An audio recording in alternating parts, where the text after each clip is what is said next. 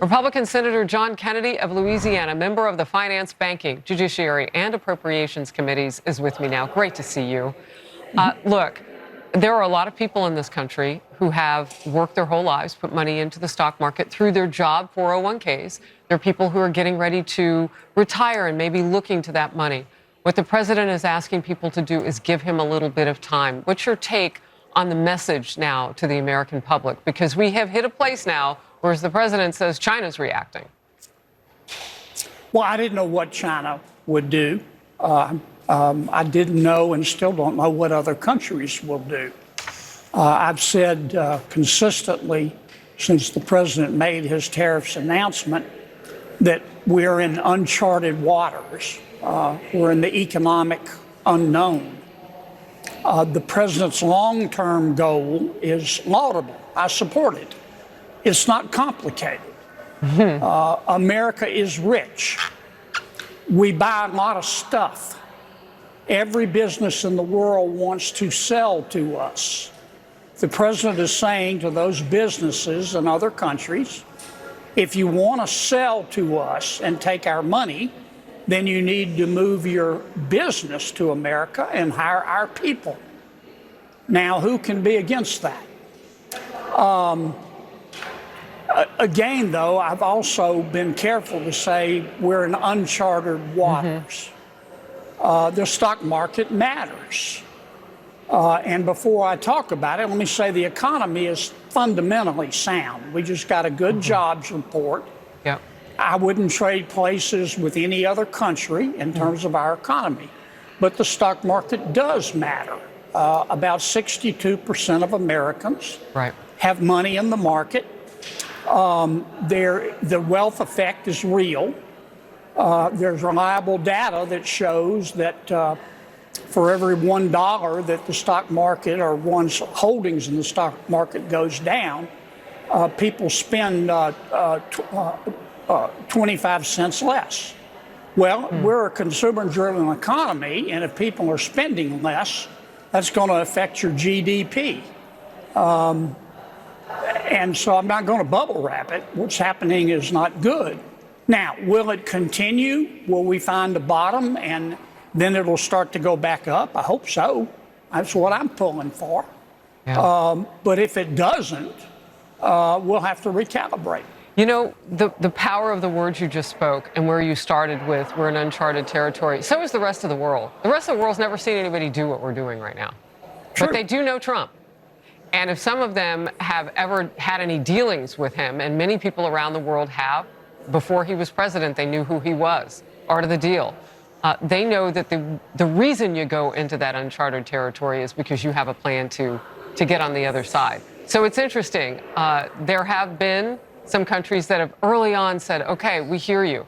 China came back with 34. We'll see what that does with that 34%. But you and I hear it from your voice, we're counting on America.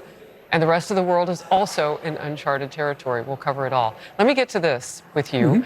19 Democratic attorneys general are suing the Trump administration over the president's executive order on federal elections. This is the fourth lawsuit against last week's order. It requires voters to give documented proof of citizenship to register to vote in federal elections. Meanwhile, Senate Democrats are pushing back against a Republican bill to stop non-citizens from voting. Republican Senator Eric Schmitt with this.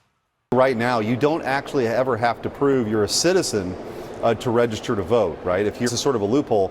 If you're an illegal immigrant and you go and you're working, or if you're getting a permit to work in this country, you can get a driver's license. Okay, you can get a driver's license in this country, and if you get a driver's license, you can register to vote. And they never ask you the citizenship question at that point. Then it's all over. The irony now, of course, of Chuck Schumer saying he's going to filibuster.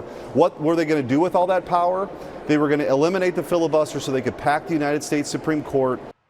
All right, the American public looks at this and they're like, well, how much of a game are we watching play? And it's not fun. Like, what is the bottom line in all of this? Why are they going after this president this way? Here's the bottom line, in my judgment. They're going after the president in a haphazard way because they don't like the president. And the issue doesn't seem to matter. I find it extraordinary that anyone, including and especially my Democratic colleagues, can be opposed to election integrity. That's like being opposed to children or prosperity or golden retrievers. Our states have control with guidance by the federal government of elections. I don't think we ought to change that, but I think we need to have two hard and fast rules. If we do this, our elections will be fine. Number one, you have to prove you are who you say you are in order to vote. It is illegal to vote if you're not a citizen of this country. So you have to prove that you are who you say you are in order to vote. Number two, we need to go back to an election day, not an election month. Now, if a state wants early voting, if it wants absentee voting, if it wants mail ballots, I prefer to vote on election day, but not everybody shares my point of view. It's up to the states. However they decide to do it, number one, you have to prove you are who you say you are before your vote is counted. And number two, all the votes have to be counted on election night. And then we'll be just fine. Wow. You know, I remember Democrats, one of them right here in New York City, Eric Adams, he's now left the Democratic Party since, who said while campaigning, he was going to figure out a way to let illegal immigrants vote in this city. And there are other Democrats who've said as much as well.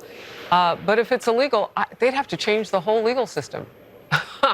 I guess that's also a reason to go after a sitting president who's doing something to hold them accountable. Senator, always great to have you on the program. Thank you. Thank you.